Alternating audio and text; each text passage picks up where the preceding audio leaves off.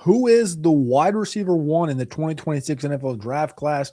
That is the question that we're here to answer. And that's the question we're here to talk about on the Draft Ranking Show. Please click that like button. Please click subscribe if you're here for the first time. I am Cody Carpentier. As always, we're here 5 days a week at 7 p.m. Eastern Time and on podcast the next morning. Rumbly Bumbly starts the show.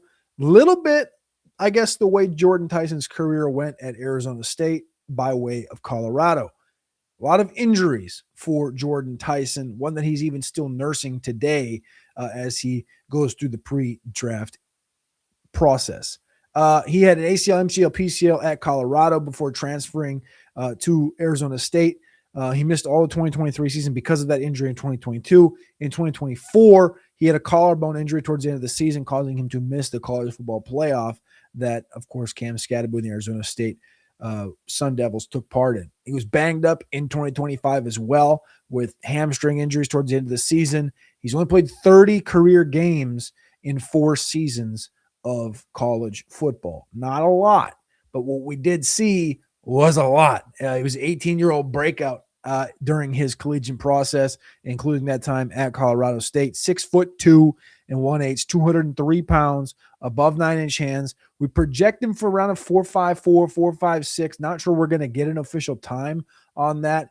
The pro day for Arizona State is upcoming still post this recording. It hasn't happened yet as of this recording, but the expectation for Jordyn Tyson is somewhere around that time if he does run. Not sure he will, just based on the recovery of that hamstring injury. Outstanding hands. He has great burst, elite release package, a guy that has gotten a lot of rave reviews for his route running and being pro ready.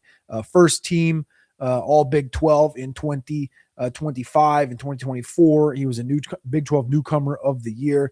The 13th best wide receiver according to PFF in 2025. Spent much less time in the slot in 2025, just 25% of the time as he did in 2024, 45% of the time.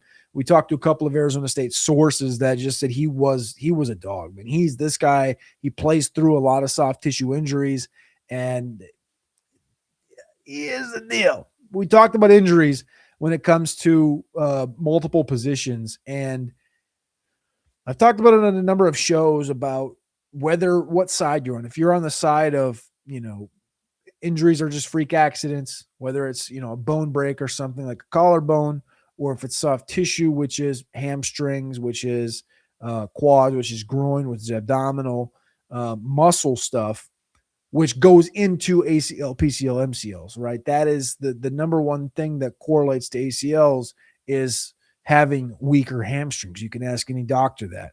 And that's one of the worries with Jordyn Tyson is just what is the soft tissue situation? Is this going to be something that is forever carrying behind him?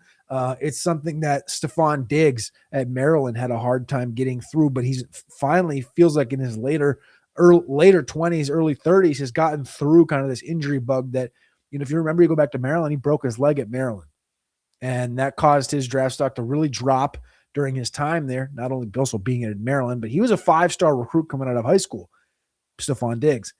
And then he gets to the NFL, plays for the Vikings, 5th-round pick, and it was every single year. It was hamstring, hamstring, hamstring, hamstring. Every year at some point, the hamstring caught up to him. And now he seems to have gotten through that in the later stages of his career.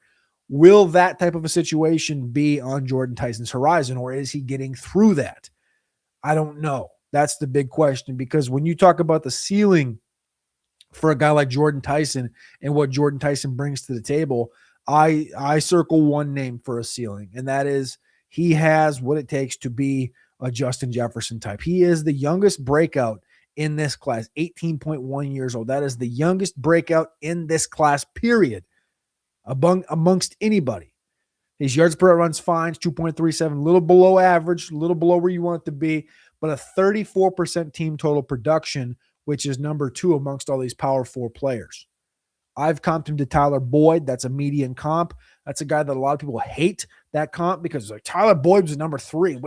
Jordyn Tyson's not a number 3, But people don't remember that Tyler Boyd in any other offense would have been a 2 with upside to be a 1. Tyler Boyd was a mild athlete that could catch 100 footballs in a season and was a dog at Pittsburgh. He just happened to go play with Jamar Chase and T. Higgins in their youthful years. That, that was a really good trio. Like, do I just think Jordyn Tyson's going to be that? No. But do I also just think he's going to go be Justin Jefferson? No. Like, you can't have both sides of that conversation. It's probably going to be somewhere in between. Can he be the number 1 wide receiver in this class? I believe so. I believe he could end up being the end-all, be-all number 1 wide receiver in this group. I think he's an advanced route runner. I think he's quick enough, not fast. I think he's a guy that's went through a lot of turmoil and injuries and just shit in his collegiate career at Arizona State, playing with different quarterbacks, different staffs. When he was at Colorado, now Arizona State. And he's fought through it all. His older brother, Jalen, plays for the Cleveland Cavaliers. He's got another older brother that's a South Alabama strength and conditioning coach. Like, he comes from a family of ballers. And I think Jordyn Tyson is unequivocally a baller. And if the NFL draft is a flat circle, it'll bring you back to remember that Jordyn Tyson was a clear-cut top 10 pick this time about a year ago. There's obvious concerns about the injuries. I get that. But when you're talking about just overall who maybe has the best profile among this entire class, it's the guy with double-digit targets in every single game in 2025 that he was healthy in.